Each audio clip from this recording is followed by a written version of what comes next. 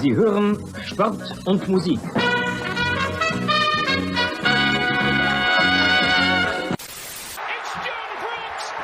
John Brooks for the USA! Das Spiel ist aus! Deutschland ist Weltmeister! In a world where fans fight over whether to call it football, or soccer, two German men defy the odds and call it Fußball. Bringing you inside the German-American football experience. And now, here are your hosts, the Schnitzel Boys. All right.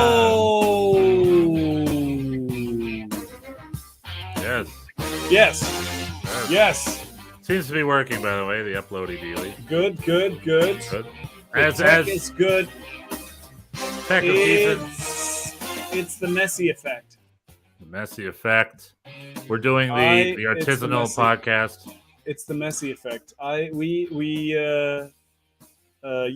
to the NYCFC game this weekend, and I realized, of course, now everything that is going to happen in MLS from here on out, good or bad, we're going to attribute to the Messi effect. Was there something? What do you mean? Like in the stadium? I thought Messi because this we and had Messi people in the upper deck at Yankee Stadium on Saturday. We had 30,000+ people at the game. Whoa.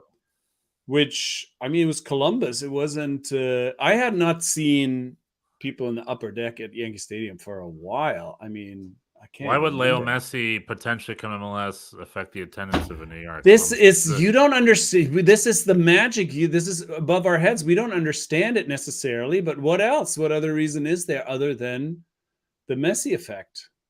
I mean, honestly, that's amazing. That is amazing news.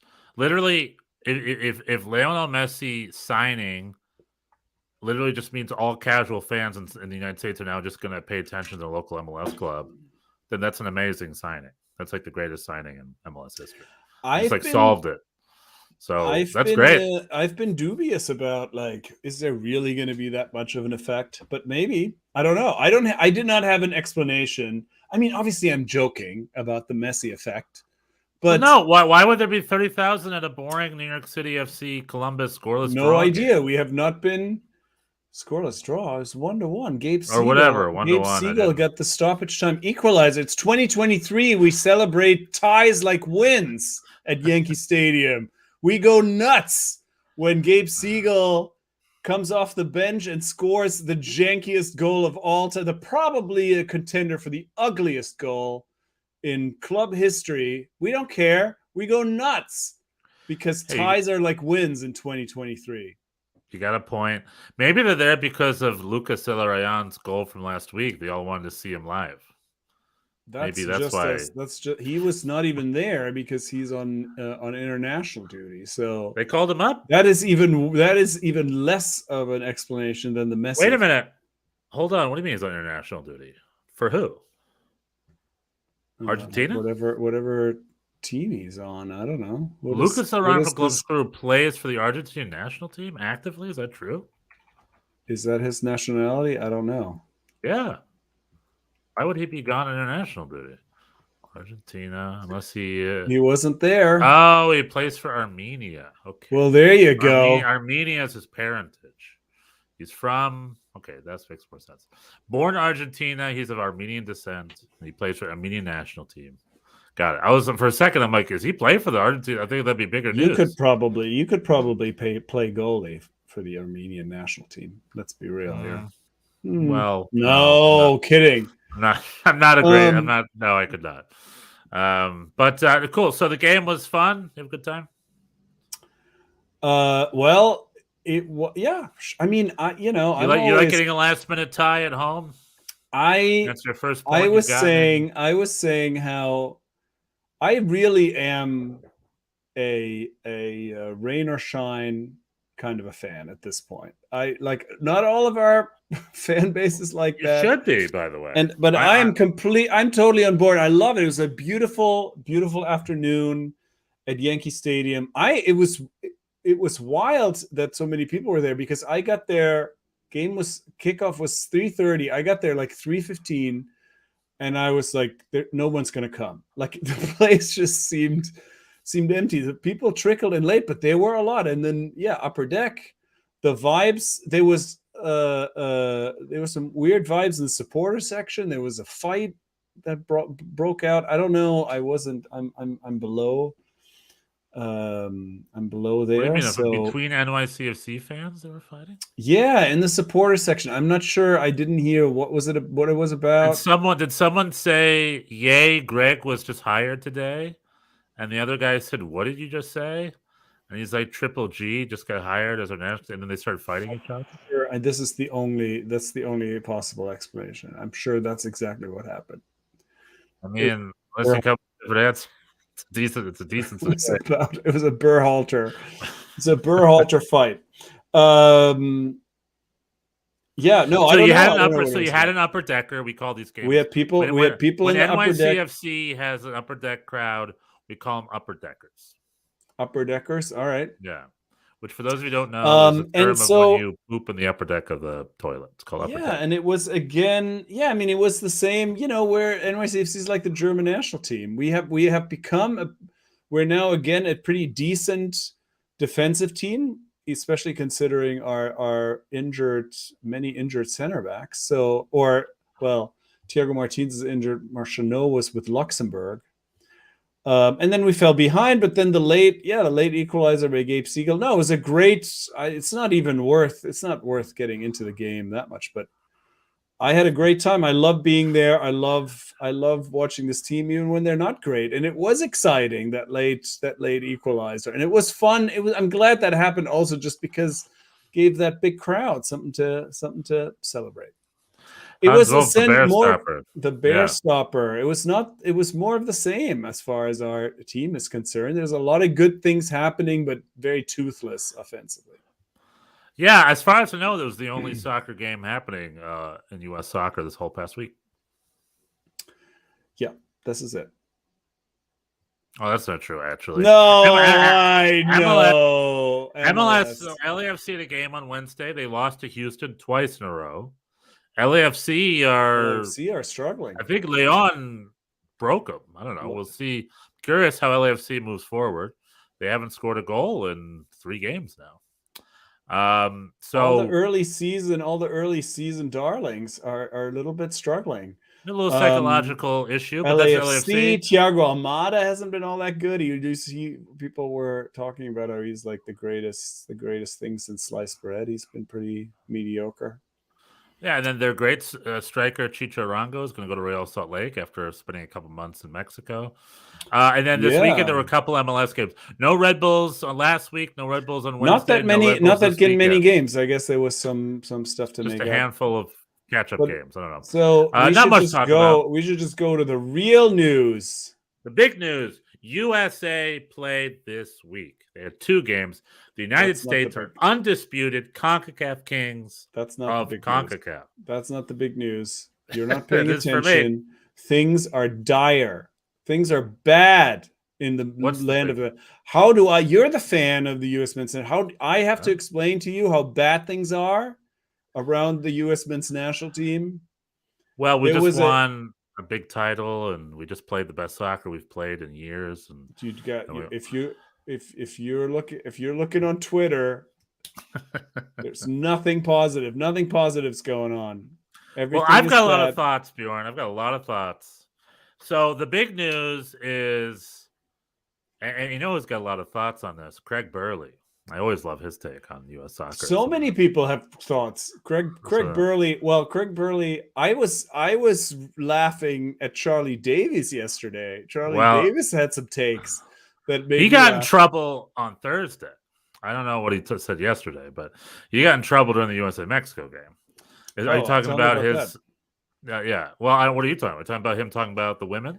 He was talking yesterday about in the pregame to the final. I guess he's not a Berhalter. Well, he really wanted Patrick Vieira and Thierry Henry as the coach, which is you really want Thierry Henry as coach, and that's bonkers to me. I would have hated Thierry Henry. Was that in the he was in the cards?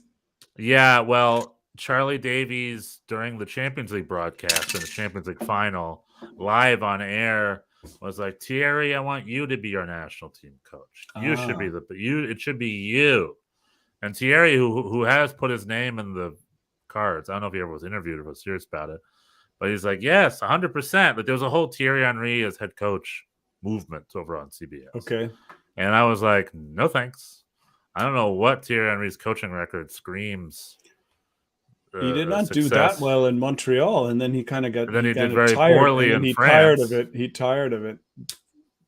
Then he had a terrible record in France. He got even worse in France when he was the Monaco coach. That was a big old disaster. That didn't. And then he was the assistant at Belgium during Belgium's worst campaign in the last 15 years or whatever. And now Charlie Davies is like, we need that guy as the head coach of our national team. Charlie Davies wants anybody but Greg.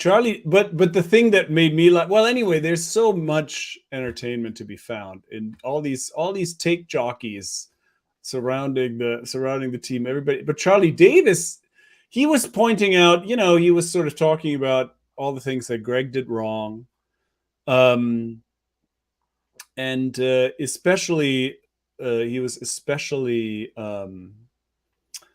Sort of honing in on the Holland game in the World Cup, and said we were outcoached, and Jesus Ferreira wasn't the right choice. Which outcoached? I don't know, but they were outcoached. Starting Jesus Ferreira was bad, which I agree with.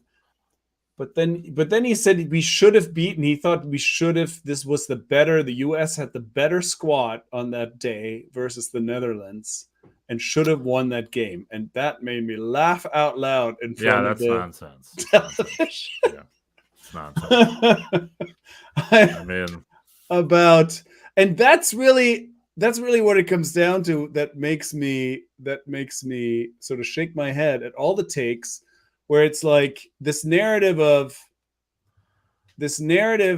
of we have this golden generation of this incredible talented player pool, and only because we have this non-coach, because if only there was a real coach, this team would just blow everybody away. And I think that's not, I don't see it that way. Our friend Tom, who's a Schnitzelkopf regular, I think has echoed the sentiment that a lot of people feel the team is doing well despite the coach. The coach is kind of getting in their way. The team is natural, right? And there's no real way to prove it. However, so Greg is the new coach. Yeah, that's big news. However, USA played CONCACAF Nations League this week. They played a great game against Mexico where they just destroyed them. It got crazy there towards the end. Typical CONCACAF nonsense where they won't play soccer, and I'm almost had enough of that. And it's like, just play soccer. And it's the referees. Refs control the games, punish players for shit housing. It's just like, I don't know. Anyway, we don't have to get into that. It was a crazy shit show of a game, but USA, Mexico, all they had were violence. Their head coach has already been fired, Diego Coca, who was appointed after the World Cup to be the Tata, has been fired. It's already been fired. Has already been fired because their team is poor with a capital P. USA won 3-0, should have won 4-0, maybe even 5-0, and should have ended the game with 11 players in the field. The red cards were ridiculous. McKinney. Well, McKinney and Dest both were not. Dest especially. McKinney a little unfair. And then USA played Canada in the final and destroyed them 2-0. There's also been more. Yeah, agreed. It was men versus boys against their two rivals. When not 6 months ago, the U.S. finished third underneath Canada and Mexico and could not handle them in the qualifiers. So they had and this was coached by the interim of the interim. Anthony Hudson said, I can't wait forever. I need a job. So he left. They scrambled to get some new guy, a guy named BJ Callahan, who has no professional playing experience and no head coaching experience, whatever, at all. His first two head coaching experienced games were two of the best U.S. games we played, arguably in the last couple of years. They just, that was one of the best USA-Mexico game performances I've seen, and one of the most confident USA-Canada game performances. It's just what a great performance under BJ Callahan. Greg wasn't there. And what's funny about that is kind of a little bit of evidence now that supports that theory I talked about just prior, which is like Greg's kind of getting in their way. They're a better team despite the stuff that he forces them to do. Well, except the players don't see it that way. True. However, how would you describe Greg's style? It's possession based. It's positional play, a little high press, play out of the back. Right. That's Greg Berhalter play. Well, Berhalter he's. I mean, it's changed a lot over his tenure. He's been more. I think he started out a lot more rigid than he became. I think there was a little bit of stuff gets also people hold on to. I mean, I think things people twist things in wild ways when it comes to Greg Berhalter. It's like, I mean, the players are the players, and they have. I mean, I think one of his great accomplishments, and you see this left over in these games, like he's created a real solid defensive team. And I think that's, that gets very Miles Robinson is back, and that doesn't get a lot of. I mean, everybody on that squad is a very committed two-way player, and you saw this. I only saw highlights for the Mexico game. I didn't see the whole thing, but I watched the whole Canada game, and at first was like, what is this? This midfield is going to have. They're going to have trouble with Musa and Reyna and Aronson basically as the midfield. And, that's basically two wingers and Yunus Musa. And Yunus Musa was going to be the only midfielder. But because Canada is really so there, they did not want to play through the middle at all. They were coming over the wings almost exclusively. And both Reyna and Aronson were super committed to covering their positions on the wings. And I think that's a really, really big thing. I mean, especially watching Germany, who have really struggled to have a fully formed defensive identity. I really appreciate that about this US team. And that gets very little credit. And it's not about like system or whatever. That's just about everybody committing to playing defense against anyone. And so I think that's a big thing. And you saw that apparently against Mexico too. It's 2 games, 0 goals conceded. And I think that's. You didn't see the USA Mexico game. It was amazing. I know. I watched extended highlights. I saw a lot of the highlights, but I didn't. Well, you would have seen a team play under the old US identity before Greg. You would have seen a fast counterattacking team. Both games, the U.S. had less than 50% possession in these games. That's the first time since Greg left. That's anti-Greg play. Gio Reyna coming in through the middle, breath of fresh air. Pretty much, BJ Callahan made choices that the fans have been asking for years. He finally did it, and it worked. And the U.S. played best they've ever played. And they scored 5 goals in 2 games. Under Greg, they never scored 5 goals. They never scored any goals. They're way too over defensive. Greg got fired. Hold on. Greg got fired from his first job for being too defensive. Columbus Crew was defensive. And then under his tenure, this team doesn't score goals. At the World Cup, we scored 3 goals. We scored sloppy, deflective goal in Holland. Christian Pulisic had to break his pelvis for the second goal. And then we got that one Timo Weah goal. In the entire tournament, Timo Weah scored the only decent goal we had. Now, cut to these 2 games. The second goal against Mexico, the analysts said, is one of the best technically scored goals the U.S. has ever scored. It started at Mexico's corner kick or free kick or whatever.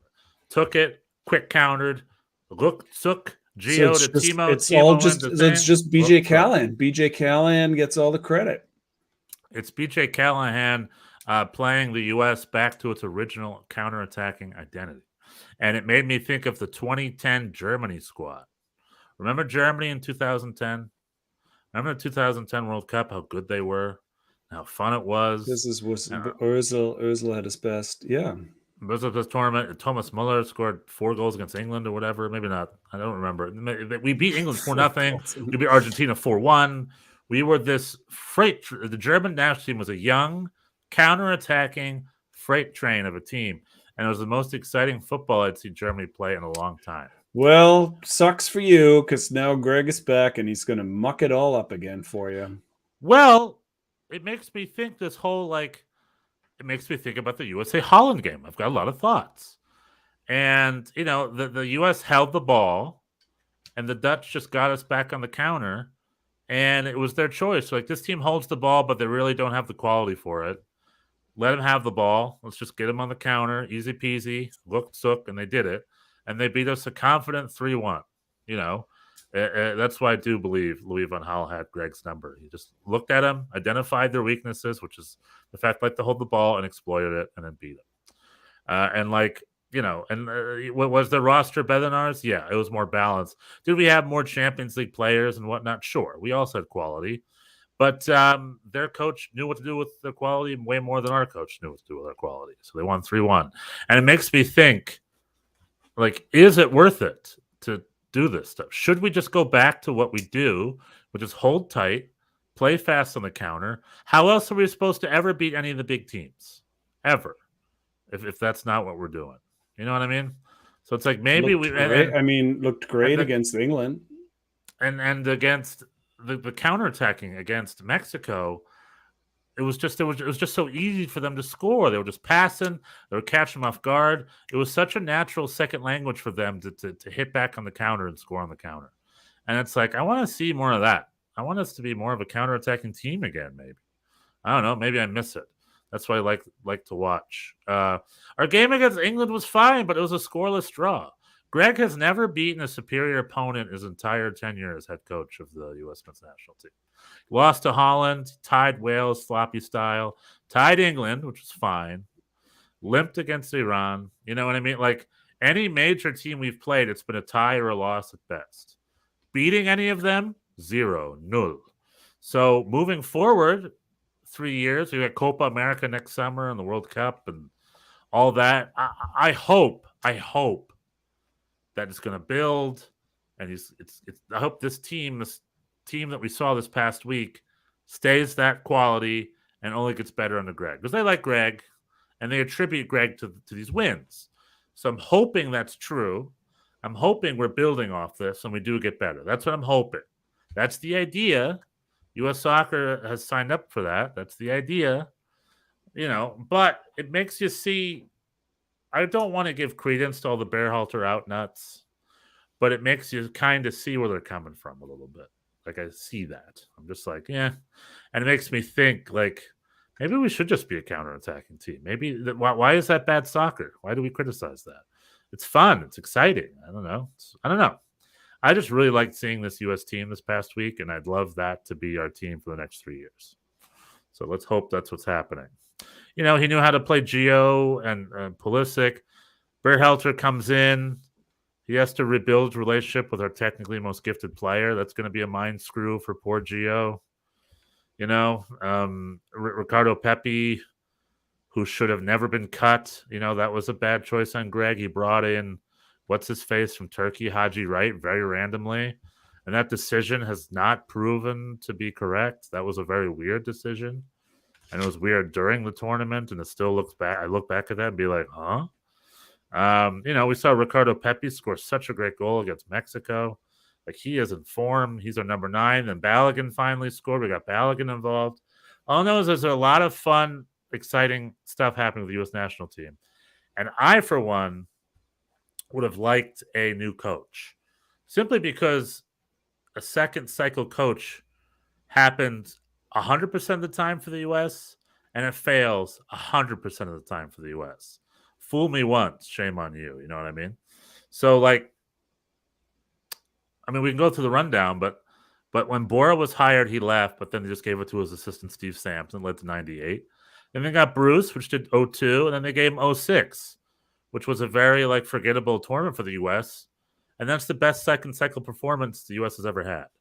And then Bob came in, and then Bob did okay in 2010. And then he had a disastrous Gold Cup a year later and was fired for Klinsmann. Mexico beat us 5-1 in the final. Bob was fired the next day. Then Klinsmann took over in 2014, was great. And then, 2018 led to us not qualifying for the World Cup. Now we got Greg for 2022, right? He picked up the program. He got us around to 16, did that. Now we're about to enter a second cycle again.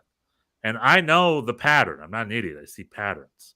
And the patterns are second cycles go worse. So in order for this to be a good hire, he has to break the 100% precedence has been set by U.S. Soccer. So I wish him the best. That's my Greg rant. Greg rant over. All right. Are you shocked by my anti-Gregness?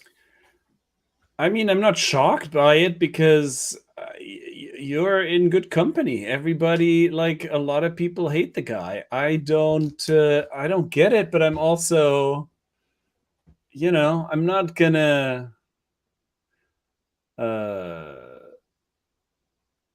Yeah, I don't know. I don't hate him. I texted over the weekend. Let's say Hansi Flick was fired and Greg Berhalter had to replace him as German national team coach. How would you feel about that? Yeah, I mean, it seems unlikely, but I think that'd be fine. Like, I don't think, like Patrick Vieira was touted as a. I mean, I don't see these other people. The thing that really bothers me is that this is life or death issue, and like everything that's good about the team is credit to the players. Everything that's bad is Greg's fault, right? And yeah, I just don't get it. When Patrick Vieira was coach of NYCFC back then, there was one coach he was always singling out as somebody he was really interested in watching, and it was Greg Berhalter. He always thought that Tata Martino said the same that thing.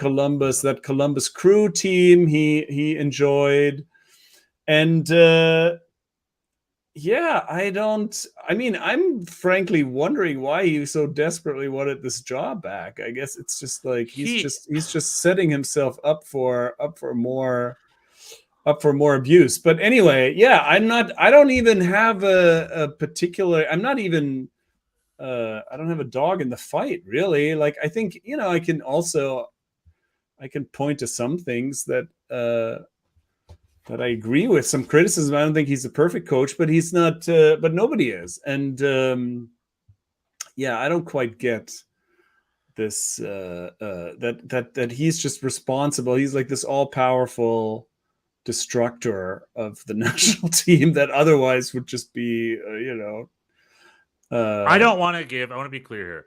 I don't want to give credence to any of the Berhalter out social media nuts who discredit him simply because he's an MLS coach, and who discredit MLS as being a soccer entity, which most of U.S. soccer Twitter fan base apparently is. They're just like, well, they haven't. Great, Jordan Morris. It's like, yeah, he scored 8 goals. He's our best MLS domestic player. Like, he's a great player. He's let's play him. And there's no other winger is better than him right now. Like, and I'm talking like maybe a couple weeks ago. I don't discredit anybody. I think there's a meme because Paul Arriola went back and forth with a fan, because someone's like, thank God Paul Arriola got injured so Timo Weah could replace him that one qualifier, which is true. And then Paul Arriola immediately attacks him. He's like, I love that my fans wish I get injured.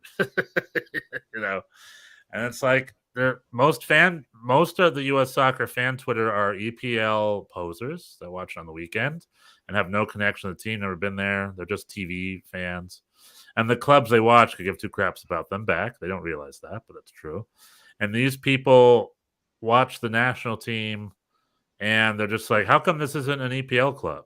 That's pretty much what they are. And they're like, what? MLS? Like, what are these? There's a whole craziness. The whole, like, Berhalter's a terrible coach, but he's not a terrible coach. My thing is, the U.S. soccer, when they played under him, they played like they were trying to solve rocket science. And they were really in their heads. I know what it's like when people are in their heads. I see that. And we've heard from players. Matt Miazga and Eric Williamson. Well, I think it probably doesn't take a whole lot to confuse Matt Miazga, in all fairness. Well, what about just Eric Williamson? I mean, I don't know. Matt Miazga, he's played for big clubs. He's a competent center back. He's one of MLS's best center. Why is he not on the Gold Cup roster right now? Blows my mind. I don't think he's on the Gold Cup roster. But and the whole John Brooks being left off, and BJ Callahan also continuing the John Brooks being left off stuff, because he doesn't play super complicated soccer. Let's keep it simple. And I didn't like any of that. My mind is like, maybe it does need to be just a simple man manager. Maybe get out of their way a little bit. I don't know. That's kind of what I saw this past week. I saw a U.S. team where the players were happy, got along great, and were just playing some really good soccer. And they were not in their heads at all, is what I saw. And what I'm hoping with Greg's new Greg 2.0 is he just takes that and heightens that. He just lets them go. And I'm really hoping that's what happens. I would hate to see them start playing with a weight on their shoulders and stop scoring goals again and playing with the whole scoreless, maybe a last-minute goal right before. I don't want to see any of that crap. So let's hope this next tenure under Greg we produce more goals and they're more free-flowing in the attacking third. That's what I want to see. I don't want to give credence to the Berhalter out folk. Now, that's just part of the craziness. The other part of the craziness is he was about to go. He was linked to coach Sparta Rotterdam. I thought that'd be perfect for him. Then he was about to be announced as the Club America head coach in Mexico, which would have been so much fun. It would have blown my mind. And the story is he was on a plane to Mexico. U.S. Soccer called him and told him to get off the plane. We're about to offer the national team coach today. And so he's like, okay. So he got off the plane, and that's what happened. He became national team coach. He was about to go to Mexico to do like a final interview for the Club America position. And they had to hop on that quick, so A, that's crazy. B, that begs the question as to why they didn't offer him. So that's the other part of this. U.S. Soccer and Matt Crocker, they came out with all this. We did analysis. We interviewed 100 candidates, and Greg was the only one that scored double digits in every department or whatever. It's just all this stuff where I'm just like, what the hell are you talking about? What program? And they just, the conclusion of an extensive year-long search was, let's just hire Greg again. That's what the Sportsology, this third-party company they hired, that's what all that was. And it led to a very unsexy decision, which, if you know the history of U.S. soccer, is how they do. So I guess we shouldn't be that surprised. But it led to Greg being back, and it leads to questions of why he wasn't hired 6 months ago. And it also leads to questions why he's not about to take charge of the Gold Cup. BJ Callahan is still... We have two head coaches right now. We got BJ Callahan, and we got Greg. Greg's going to spend the summer doing meetings with Matt Crocker or whatever. And then BJ Callahan's going to coach the national team. And then I guess when the Gold Cup's over, Greg gets the national team back after his former assistant matches his record in his first 6 head coaching attempts. So, there you go. That's the Greg story. Yeah, there you have it. I'm trying not to be so verbose. I want to hear your thoughts. I want to hear about, how do you feel about U.S. soccer and the system? You sent me a text where they're like, we have to spend the summer. What was the text you sent me? Yeah, this is where Matt Crocker explained why he's not taking over immediately, and I guess they want to go over some things. What things? He has some, it's not. And the Gooch talked about this. He came on the pregame yesterday and was like, it's not going to be business as usual. This is going to be different. Matt Crocker is taking over, and there's going to be different processes in place, and so they need some time to figure those things out. Because I guess the Gold Cup is started. By the way, Matt Miazga is on the Gold Cup roster, so you can at least I can at least alleviate that worry for you. Still no John Brooks anywhere. Hoffenheim Player of the Month. But they're just not interested in him anymore. He's just blacklisted. He's blacklisted. He hasn't been good for the national team for a while. Yeah, but he was bad with his club form. He was Hoffenheim Player of the Month in May. He picked his form back up. He had a strong second half of the Bundesliga season. All He was, right. I don't know. All I'm saying is that his blacklist continues. Well, it's like, I mean, I'm not blacklisted from the national team. I'm not on it either, but it's not because I'm blacklisted. It's just because I'm bad. Yeah, but John Brooks got better. He had a very poor first half of the season. I understand that. He was on the World Cup. I understand that. He went to Hoffenheim, played regularly, picked it up, saved Hoffenheim Player of the Month. He earned his stripes. He's back. He had to go away to come back. All right. So, well, maybe he'll be back eventually. So, anyway, so it's not business as usual. They're going to go over stuff. I mean, the whole process, you don't have to, however you feel about Greg, this whole process is weird. The US soccer does it weird for sure. right. I understand Casey Keller went on ESPN. He's like, why didn't they just hire him after the World Cup? I understand that they had to do a legal investigation into the thing. I understand there was all that sensitivity. I understand all that. He was not re-signed because they're doing an investigation. They did an investigation. Well, it was also because of the new, but they didn't want to bring in this new sporting person, right? That was. Well, first things first is he got investigated the head coach for domestic abuse charges. But then also, I think if Ernie Stewart hadn't left, I think between Ernie Stewart leaving and this investigation, that's what kind of caused all this delay. That's correct. When the investigation was over, yeah, that would have been the first appropriate time they could have offered him a contract. But you're right. They wanted to bring in Matt Crocker and blah, blah, blah. But that also took a long time. Yeah.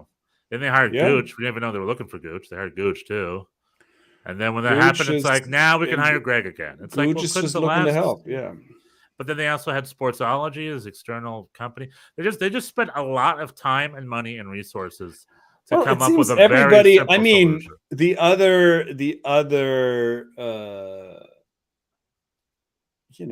thing that it could also be that everybody on the inside seems to like Greg. Yeah, I mean, that's also part of the criticism was he's part of the boys. I mean, it was when he was hired. But it's like, there's a whole, but yeah, that's always been hanging over his head that he was the nepotism hire. But now they're bringing in all these outside people, and then they go through the process or whatever, and they're like, no, he's the right guy. So then the only way to explain that is then there's conspiracies. Matt Crocker is now also compromised. The players have all this stuff I'm reading on Twitter. The players now have a loser mentality. Christian Pulisic, Captain America, is now, because he speaks up for Greg, has a loser mentality according to Twitter. And it's like people should make up, and now it's like a player-driven. Everybody's saying now it's a player-driven team, and it's like people should make up their minds, man. What is it? Is it like Greg is too rigid and has too much power? Now it's like the players are in charge, and that's bad. I mean, okay. I just want them. Greg is an unsexy choice, but whatever. We could do worse. But who's the sexy choice? All right. So hold on. Who are you? Who do you hire?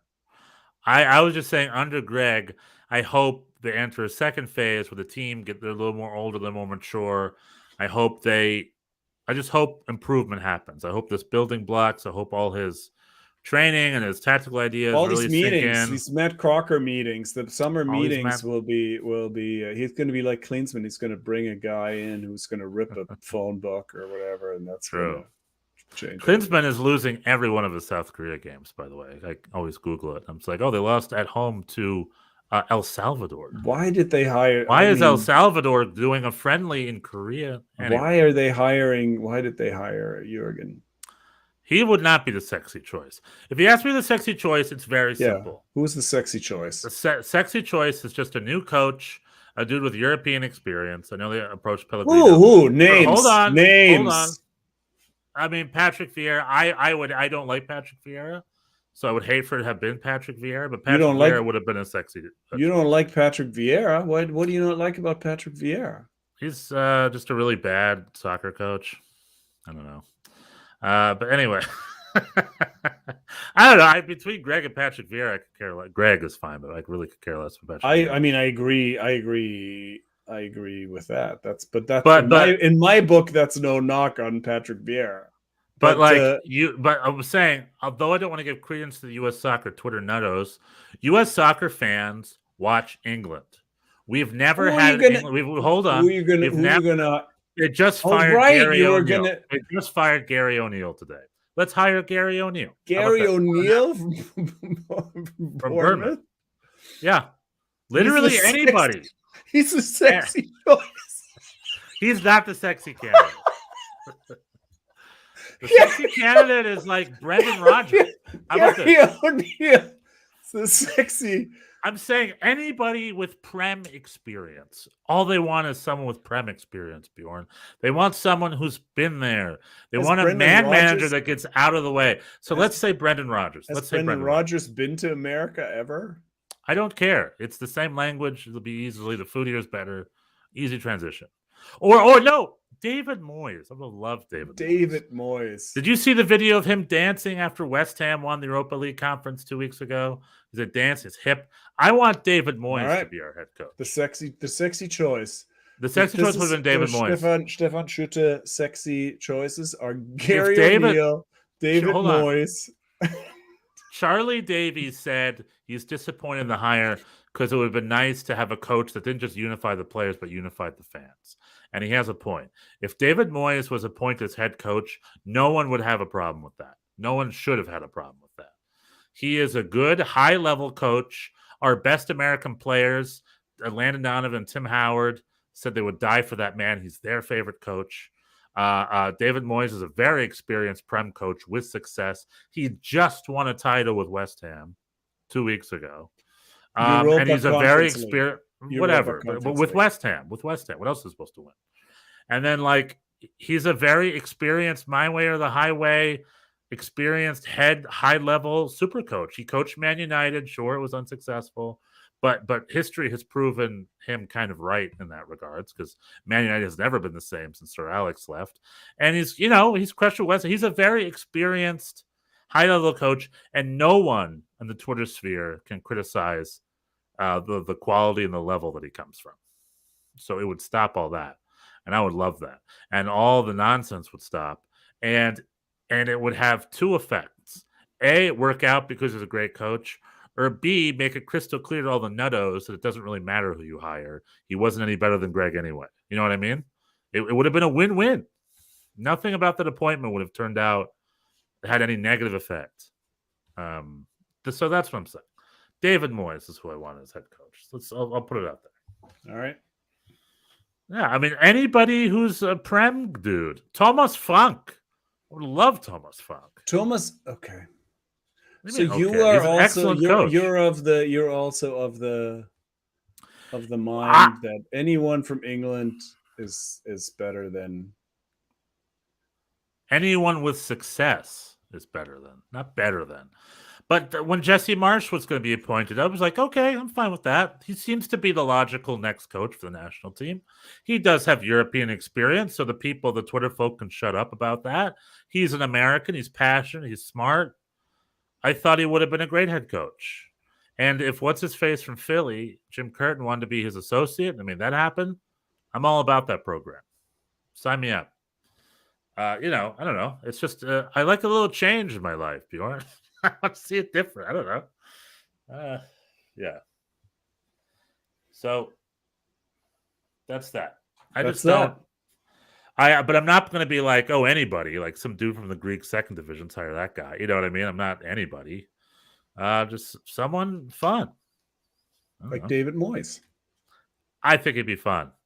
I would love to see Craig Burley finally shut up. All the Euro snobs could shut up finally because they got the Euro snob coach. And, we could do worse than David Moyes. What's your problem with David Moyes? I mean, he's like part of that brand of dudes who keep getting hired because of that same kind of mentality of like, oh, he's been there, he's got it all. I don't have anything against him. I don't have anything against him. He's a successful coach. Because he won the fucking Europa Conference League? His entire career under Everton, he did wonders. With West Ham, he's been great. He's a Been you great. don't win A them couple all, of years but he like wasn't great. The West Ham weren't that great. They were Jesse Marsh could fighting to cut get it out. relegated for a lot of this year. West Ham. Jesse Marsh could cut it 6 months. Bob couldn't cut it 80 days. So, David Moyes already beat them at that.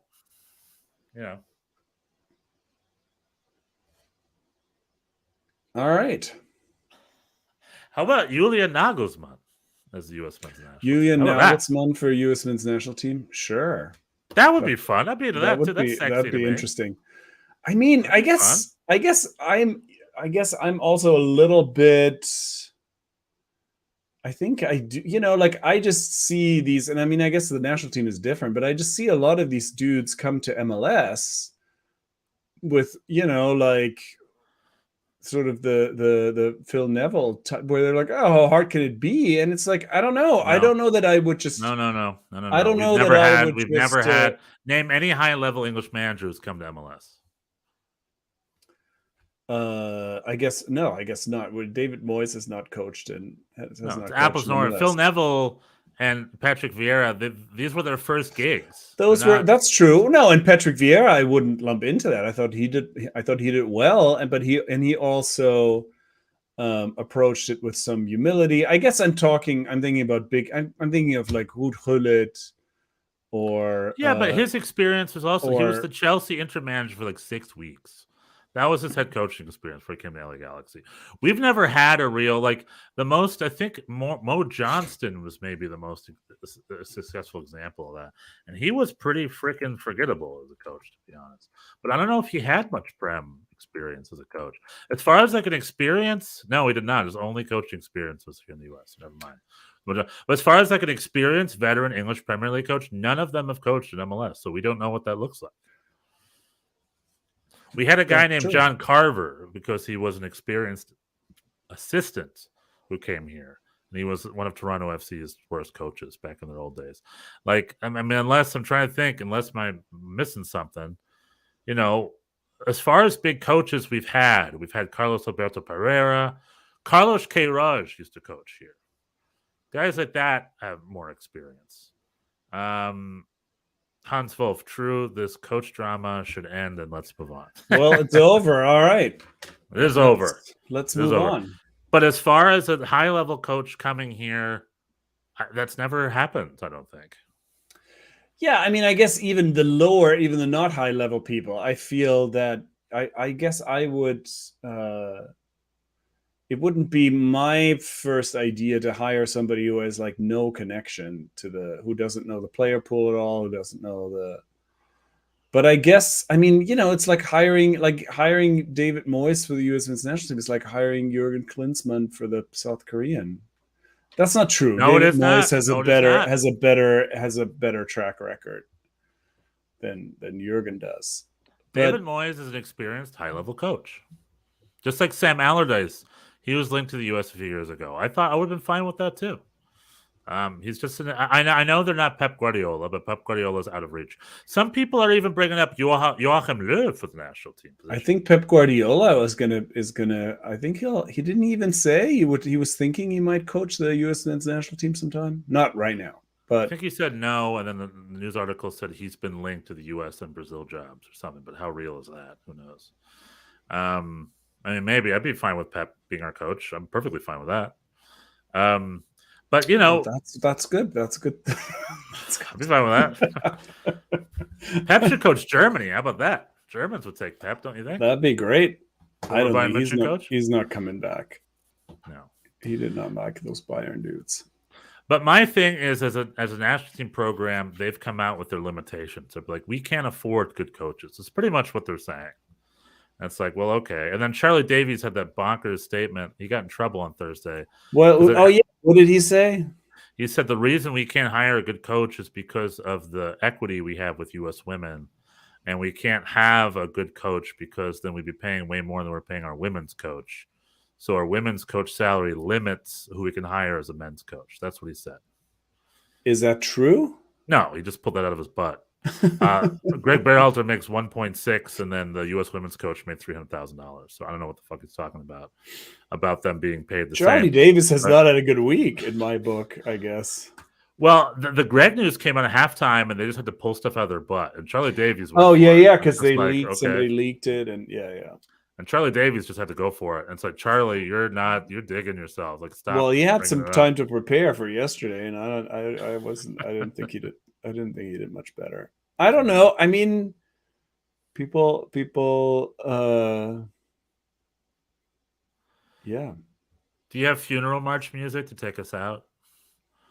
No, do you have the Death Star? Do you have the Death Star music? The Death Star music, where it's like Greg Berhalter, dun dun dun dun. All of MLS, not just Greg Berhalter. All of MLS is taking down the U.S. men's national team. Kate Apto was on fire. Kate Apto is the best.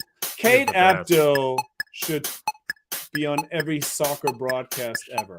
She should post her Instagram. She was, I mean, you know who speaks really great German? Just for roasting Micah all the time. That in itself is just beautiful. She had a good one on the Champions League final. She lists them in a row, and then when it got to Micah, she's like, "And legend in Manchester, so many titles." Peter Schmeichel, and also Michael Richards also did. Yeah, Kate Abdo had a German husband for a long time, lived in Germany. A German TV producer criticized her for being too fat and said, "No one's going to watch you with your fat ass." It's what some ZDF TV producer told her.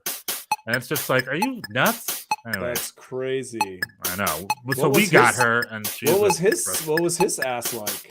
Oh, he was a big, fat, probably old white German TV executive dude. I wonder what his ass is like. Yeah. Huge. I don't wonder what his ass is like. This podcast loves Kate Apto. Yeah. Thumbs up, Kate Apto. Derek Ray, thumbs down. Derek Ray, thumbs up. Derek Ray really pissed me off this week. He had the Scottish. Anyway, we're already ending. All right. There was a USA Scottish fan complain about on Twitter. Derek Ray next week. Anyway, Greg in. We'll see. Lesson saying. The Greg 2.0 begins. Buckle up, everybody. It's starting. All right. This has been the USA Hour. We've got next week. We got MLS, a lot more MLS, and we got the German national team stuff and whatnot. And then we might be starting a book club soon or something. We'll see. Yeah, the summer's going to be great. Hot schnitzel summer. Hot schnitzel summer. All right. Tschüss. Bis nächste Woche. Bye.